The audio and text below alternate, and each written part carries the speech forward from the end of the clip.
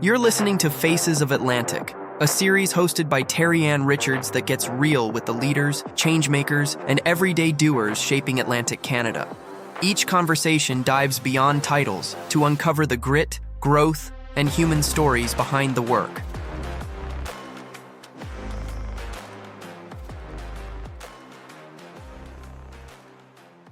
So, this is Faces of Atlantic, where we go beyond titles and talk about the real human side of leadership. I'm Terri-Ann, and today I am sitting down with my friend Steve Foran, and we're going to uncover the story behind him as a leader. Hey, Steve. How you doing, Terri-Ann? Good to be I'm pretty here. good. I'm excited for you to be here. I'm So, interested to hear what we uncover. I know, I know, it's like it's a mystery. So, when we strip away the titles, right? Because I can look you up online. You've got an amazing website. You have an awesome LinkedIn profile. When I strip away that, I strip away the titles, the strategy, the success. Who are you really? Hmm. Like you're going to see it on my website and on my LinkedIn. This is something I'm really proud of, even though I didn't have a lot to do with it, but I'm a proud grandfather of four and 40 years married to my first girlfriend, Linda. We grew up like three streets apart, and for years we traveled back and forth. We had a cross going to schools. We went to different schools. I went to the Catholic school, she went to the non-Catholic school, and we never met each other once in 4 years until we started working at a grocery store together. And I guess that was the genesis of the four grandkids that are 1, 2, 3, and 10. We have sleepovers Monday nights with a 10-year-old and a 2-year-old, and we're recording on a Monday. So in an hour's time, our oldest grandson will pop by our place on his way home from school and stay the night. And on Wednesday nights, we have sleepovers with the 1-year-old and the 3-year-old. And that's a busier night for us. I'm the oldest of five, grew up in Halifax. I share one thing in common with Bruce Springsteen. What's that? We both live within a mile of where we grew up. So, how's that for no Oh, I title? love that. I don't think I knew that you had four grandkids. I mean, I knew that you were a grandpa. Now, do we call you grandpa, grampy? What's your, oh, you have a name. What is it? Bump. Bump. Bump. That's what it is. I love it. I have a grandson as well, just Yeah. one. He's 5, and I'm Nini. Now, how did you get Bump? Well, he couldn't say Gump, and it came out as Bump, so that stuck with me. And Gump kind of came from the kids were calling me Grumpy because as during the pregnancy, the first like because they would bring their pets over, and our house was like a lobby at a hotel, like just perfectly. It's not now. And so, and if the dogs came in, they'd be wet, and I would get grumpy. And they said, "Well, we can't call him Grump, but why don't we call him Gump?" And so that kind Oh, of was the and Max, he couldn't pronounce the G and it became bump. And so it Bump. just stuck. I like it. Yeah, my Nini is mine, and it's not that awesome. I Googled it. I was like, I'm not a grandma. Like, I don't want to be grandma or nanny Yeah, because I'm young. So I was like, I Googled and Nini. I was like, that I like. I can land with Nini for sure. it's good. And Linda, my wife, she wanted to be Gammy. She was all in, like she wanted Gammy. Well, Max doesn't do G's, right? He's the oldest, and the oldest names them. Yes, that's true. So, so Linda's grandmother name is me. That gets very, very confusing when you start Mm. talking to smaller kids. Who did that? Me. You're wondering which me did it? Like your grandmother or you or anyhow. It's just fun. Oh, oh, I love it. I love it. So, obviously I've known you for a few years, but we're going to pretend that folks who are watching this video that are listening to this don't know you, don't know what you've been up to over the last few years, where your purpose, where your mission is. Share a little bit with us. What have you been up to? What is your purpose-driven mission in terms of your business? Who are your clients? The type of work that you're doing? Yeah. I crystallized this belief about 8 years ago. And the belief is, or my dream, I crystallized this dream, which really is in essence, it's been the evolved purpose of my work life. 1 billion happier people. And the tool that I have chosen to use to kind of help get to that place is gratitude and a grateful frame of mind. And so the work I do is really very, very simple, teaching and equipping individuals and organizations, teams with the whole concept of grateful leadership and how to use that to help create a happier world and happier workplaces too. I love that. Can you delve a little bit deeper? Because I mean, I think we've all heard that gratitude is important and that it's good for us. But I think you can sometimes hear things and it feels very abstract, like, well, what does that actually mean? And how does that play into my day-to-day life? When you are having those training sessions, when you're up on stage sharing these stories, what is that common thread? What is that message that you're giving folks in terms of how to implement gratitude into the world to become, those happier, individuals, workplaces? Yeah, I'm gonna try and synthesize a whole bunch of ideas because in there are a whole bunch of different rabbit holes that we could go down. Number one, this idea of, we know gratitude's important. Like, think about it, your upbringing, you listen, like watching or listening, like, what was your upbringing like? You think of your parents' upbringing, what was it like? There was no science around gratitude and manners or anything. They just knew, like over centuries, we've just known that we need to do this, right?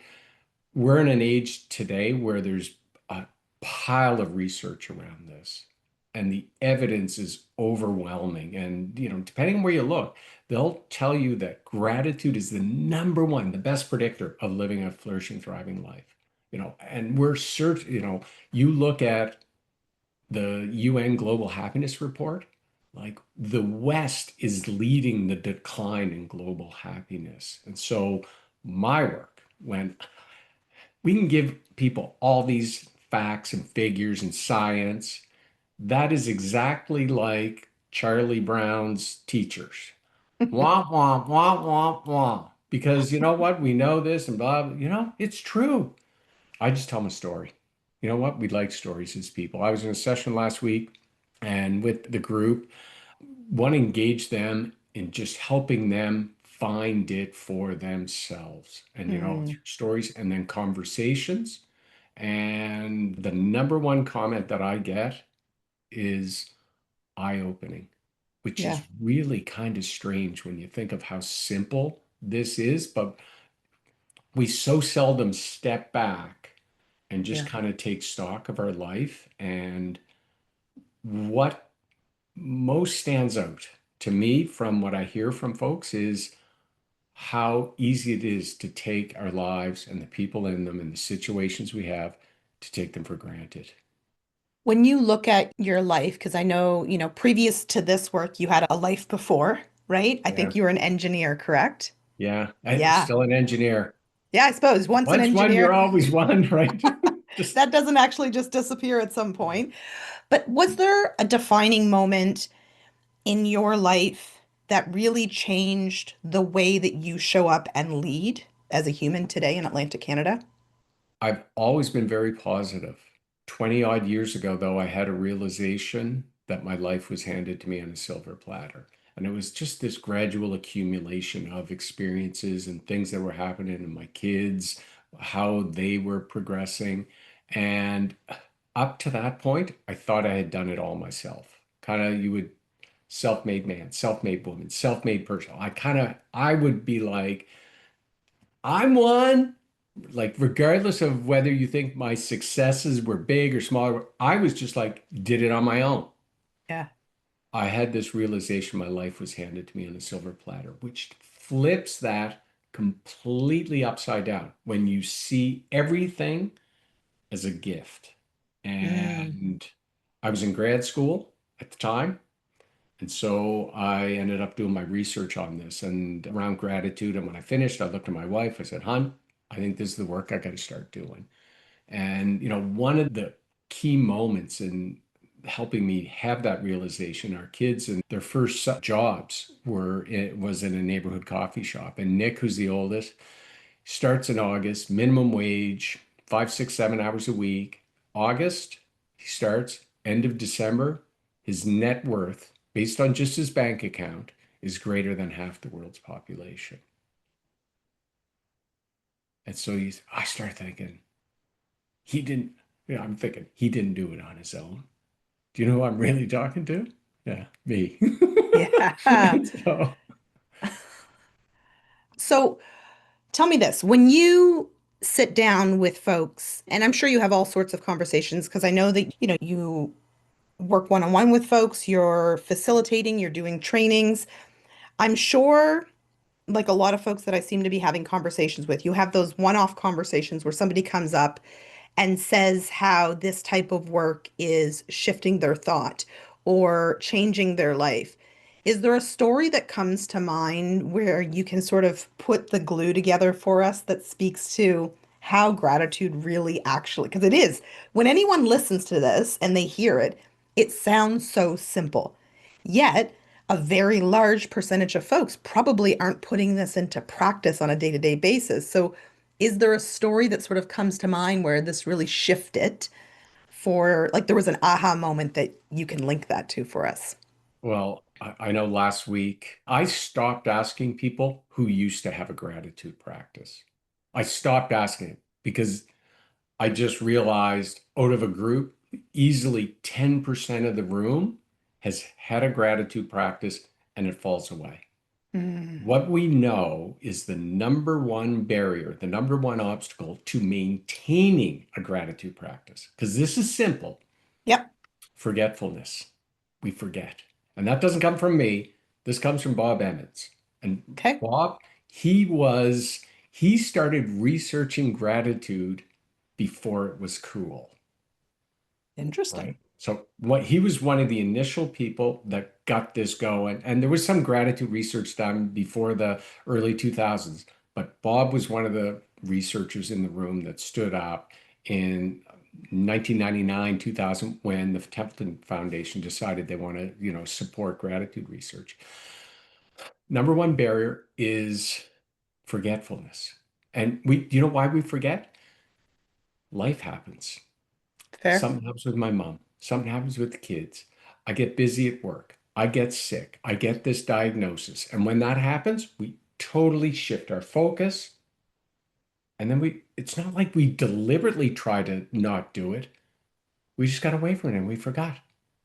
And so the biggest thing that you or I or anyone else can do is to just find a reliable trigger, a reminder to keep Mm. that practice alive on a day. So something that's going to be that's why I do the daily gratitude email. I started that before I even knew that the number one reason why people stop making gratitude lists and stop their practice is because they forget. And so we need a reminder to keep Kind of it. like brushing your teeth, right? You did your gratitude. I don't know how you would do it, but I suppose you could. Like you do a voice gratitude or something, or write down while you're brushing your teeth, right? You, Like the link, I see what you, you're saying, like linking it to something that you're gonna do kind of like automatically on a daily basis. This is where we need to, that's ideally, I say where we need to get. I don't want to should anyone into Yeah. anything, but I always ask an audience who brushed their teeth this morning. It's funny you mentioned brushing your teeth. Everyone puts up their hand. Yep. Next question I ask, where was your toothbrush? I'll often ask, was it out in the garage? Was it up in the attic? No one has ever said yes to that. Nope. It's always by the sink. You go to Yeah. the sink in the morning, you see the toothbrush, there's a reminder, the trigger, Yeah. this thing that says, okay, we're going to brush our teeth. And we do that. We set it up as easily as we can because we know brushing our teeth is the number one predictor of good oral health, even Yeah. higher than flossing. Because if you don't brush your teeth, there's Yep. no chance you're even going to floss. Nope. You're And so dentists, right. I've asked dentists that, and dentists have confirmed it for me. Although there could be a dentist that's listening or watching and say, no, Steve, you're wrong. I'm fine with that. I'm okay with that. Yeah. Okay. Interesting. So it's funny how you're talking about this is me digressing like what or like moving over here for a second because I do that on tangents. But my mother was talking about this supplement she wants to take and she says I keep freaking forgetting it. And that was exactly the conversation we had was like put it next to the toothpaste and your toothbrush because I know you brush your teeth every day. Like she taught me, I brush my teeth 3 times a day for goodness sake, because she taught me those skills, right? So it's interesting how some of the most simple things that can really uplift your life, right? Like you on a mission, 1 billion happier people. But there's also like everybody who's listening to this wants to also feel happy. Also, also wants to feel good and be thriving and fulfilled. And sometimes it's the most ridiculous, simple things that will help you get there. And so we dismiss it because it's so simple, it couldn't actually work. But this is not Steve jumping on and saying, like, hey, I made this up yesterday and y'all should do it. It's like, hey, there's this body of research that's been around since before Steve started talking about it. And then he dove into it. And this little simple practice, well, connect it to your toothbrush, could potentially radically shift your life and the lives of those around you, which that part I really like. I like the trickle down effect of happier people. That is definitely the premise and my promise. Like just a small tweak to your day has a massive impact on your personal well-being Mm, and your course of professional success.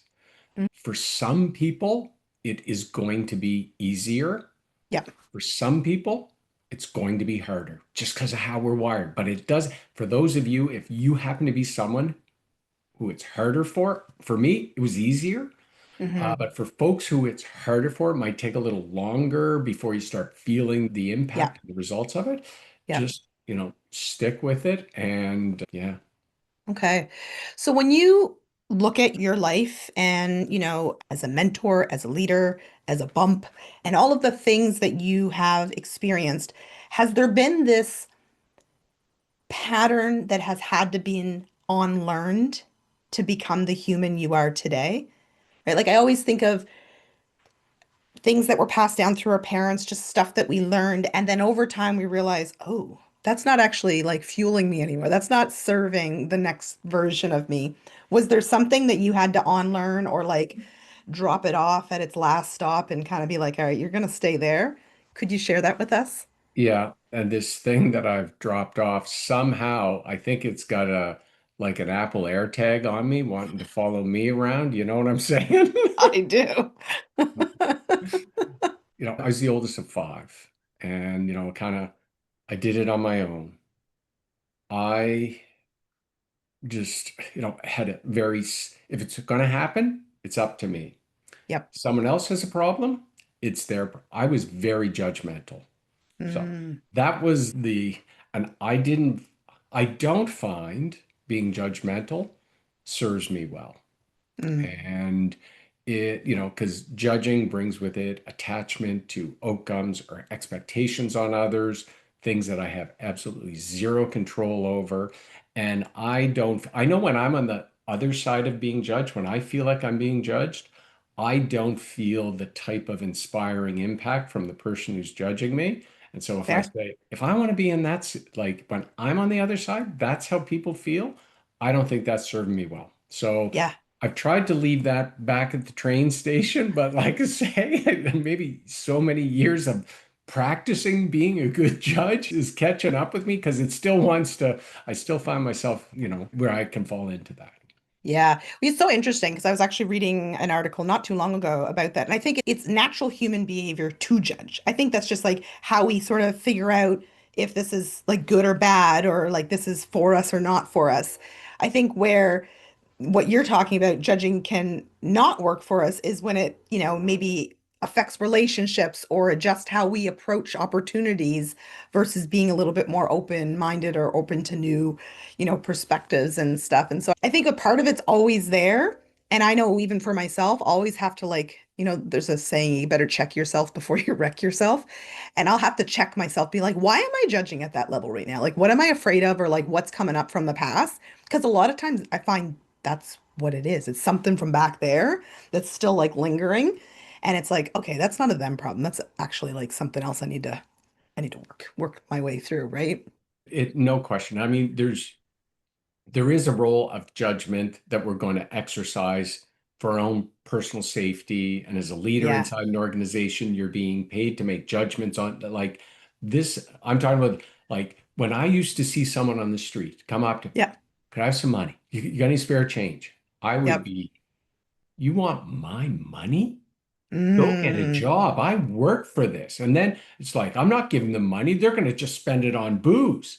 yeah, How how about this from judgment? How come it's okay for me to spend money on booze, but not them to spend money on booze or whatever it is, right? fair game. I would just be judging the heck out of people. So What a space of awareness, though, for you to be able to get to that. And I certainly hope somebody else who's listening puts a pin on that because you're not the only one, right? We kind of all have our little quirks. I know you do a lot of work with the McKay Forums. You're a chair, so you get to work with a lot of our top leaders across Atlantic Canada and beyond, folks that are doing some really awesome things. When you look at Atlantic Canada as a whole, in terms of our entrepreneurial, the things that are available to us as entrepreneurs and as leaders, what do you see as the biggest opportunity right now for entrepreneurs, leaders in Atlantic Canada? Like, what are you seeing in, out there in the trenches that is an opportunity for us to continue to grow and prosper here in Atlantic Canada? yeah, I work with through the McKay CEO forums. I work with about 50 different CEOs and executives in all four provinces that are part of different peer support groups. And I've been doing that for 7 years as a complement to the work I do with Grateful Leadership. And I've actually helped embed that within the forums I moderate, and other chairs use it as well too. But I think the thing that it surprises me, and I don't know, it may or may not surprise you, but over this past year, we've done a couple of retreats focused around AI, Mm, AI, yeah, and how you can tangibly implement it within your business. And I just go back to some work that I did with some of the groups, and I asked these CEOs, how are you going to be using AI in 12 months' time? hmm So I kind of asked that question of them. And without exception, they all rated it like, no, it doesn't apply to my business, doesn't apply to my business. And this is just right around the time ChatGPT was coming out, so 2 years ago. Yep. And so just completely underestimating it. And I know one of the people in the room who said, now it doesn't apply in our line of business, hmm today uses it as a thought partner, like put his 100%. strategic plan into, like, does all this stuff, and then says, I want you to ask me questions about my business. I want you to give me one piece of advice every single day about how I can improve my business. And like, there are so many, there's just so many use case studies that you can Mm, use with AI that I'm no expert on it. I mean, I use it in my business, but you and I, we still need to be experts at what we yes, do. But if you can speed up the development process of like 100%. making sense of complexity so that you still are doing the, like, AI is really getting us. And I think there is tremendous opportunity in Atlantic Canada I to do agree. it. Well, And and I oh, go think ahead. Yes. one last thing, if I can button it, and this, I'm taking a long time to land this No, plane. no, it's okay. The 50 people I work with care about human beings more than you can ever expect. And you would expect that in Atlantic Canada. So I think that gives Atlantic Canada an advantage for embracing Mm. Atlantic Canadian businesses for embracing AI in their business. Yeah, like not losing the human aspect, but using it. Because I think the reality of it is, when you look to the outside world looking in, Atlantic Canada has always kind of been like, not that we're little, but we're little, right? Like in comparison of some of the bigger areas, but we have so much talent and so many amazing businesses and amazing leaders doing really awesome things. And so I think to your point, kind of like in our business where we can't always compete on ad spend with the big guys, I think where Atlantic Canadians, to what you're saying, can really compete is in how they bring in the human and the AI aspect to really create more efficiencies in their business, have more thought leadership. There's a lot that you can do. Like I just co-coded an entire app with AI because I wanted a calculator for my business. And so I brought in all the data and then co-code it. And I'm like, I'm not a coder. no. and it works. And I'm like, what else can I do? Right? Like it's so much more than like I know a lot of people still think of like copy, right? Like it can help you with copy and it can answer some of your questions in terms of research, but there's so much. I feel like we've only touched like this much, and there's like this much to learn of how you can bring it into your life. So I love that you brought that up as a big opportunity for Atlantic Canadian leaders and entrepreneurs. Yeah, it really is. It's going to be here to stay. My daily calendar, got a daily calendar that gives you these interesting quotation or facts or just mundane facts. And last week, one of the ones was that, adults in the 1700s were really getting concerned when they started getting published and they were getting widespread use because the youth of the day were spending so much time reading. They called it reading mania. Reading, like those kids, how could they be spending all their time reading? That's how we thought 300 years ago about reading. It's like whether it's playing video games, which I'm not a big video game player, because I'd say that about video games, but maybe Yep. video games, AI, all these things that we're just thinking, oh, we got to be careful.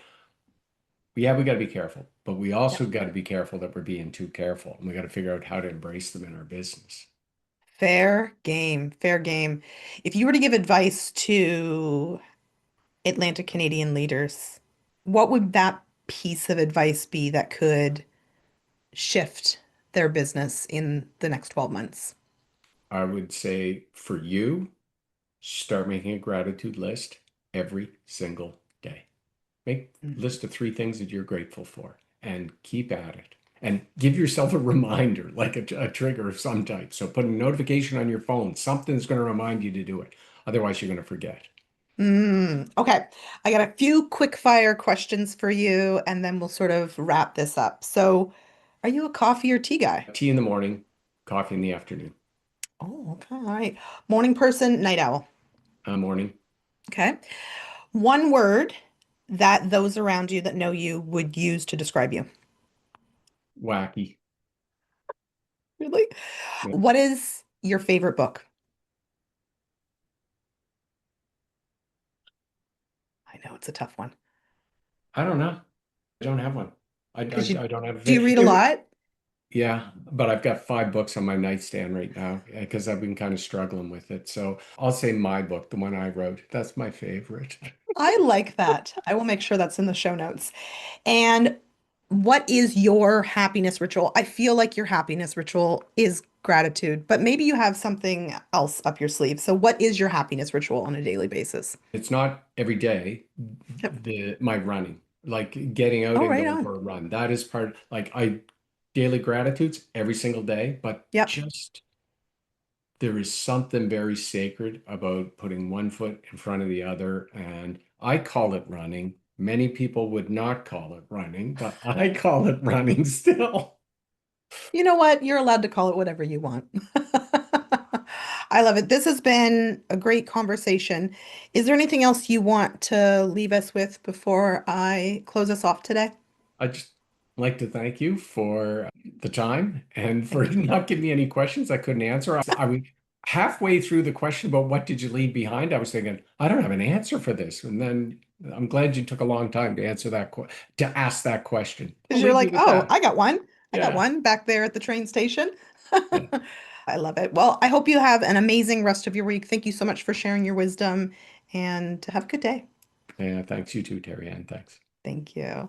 This has been Faces of Atlantic with host Terri-Ann Richards, real conversations with the people shaping Atlantic Canada.